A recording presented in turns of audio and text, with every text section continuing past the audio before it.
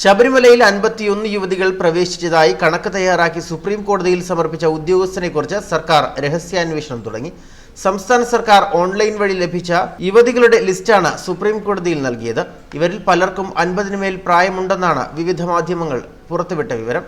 പട്ടികയിലെ ആദ്യ പേരുകാരിക്ക് 48 വയസ്സാണെന്നാണ് സർക്കാർ പറഞ്ഞത്. എന്നാൽ അവർക്ക് 55 വയസ്സുണ്ടെന്ന വിവരം മാധ്യമങ്ങൾ പുറത്തുവിട്ടു. വെർച്വൽ ക്യൂ വഴി ബുക്ക് ചെയ്തവരുടെ തെറ്റായ വിവരങ്ങളാണ് സുപ്രീം കോടതിയിൽ നൽകിയിരിക്കുന്നത്. സർക്കാരിന്റെ പോളിസിയിൽ ആവേശം കൊണ്ടവർ ആരോ ആണ് സർക്കാരിനെ ബുദ്ധിമുട്ടിലാക്കിയത്. ഇത് സർക്കാരിന്റെ ഇമേജ് ഇല്ലാതാക്കിയെന്ന് മാത്രമല്ല, നിയമപ്രശ്നങ്ങൾക്കും കാരണമായി. സുപ്രീം കോടതിയിൽ തെറ്റായ വിവരങ്ങൾ നൽകുന്നത് ഗുരുതര കൃത്യവിലോപമാണ്. സുപ്രീം കോടതിയിൽ സർക്കാർ നൽകിയ പട്ടിക ചോദ്യം ചെയ്യപ്പെടും എന്ന കാര്യത്തിൽ ഒരു സംശയവുമില്ല.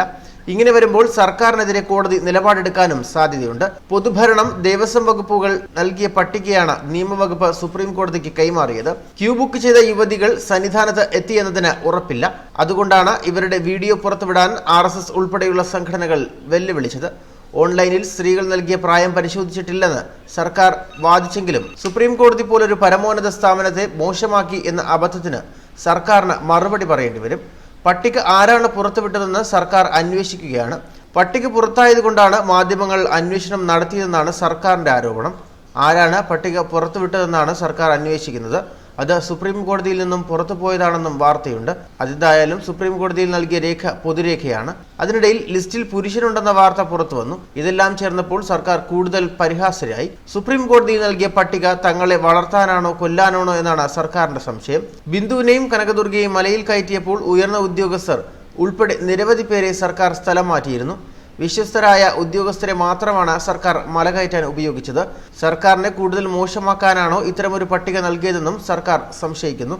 സുപ്രീം കോടതിയിൽ നൽകുന്ന ഒരു രേഖയ്ക്ക് ഇത്രയും ധാർമ്മികത മതിയോ എന്നാണ് ഇപ്പോൾ ഉയരുന്ന ചോദ്യം.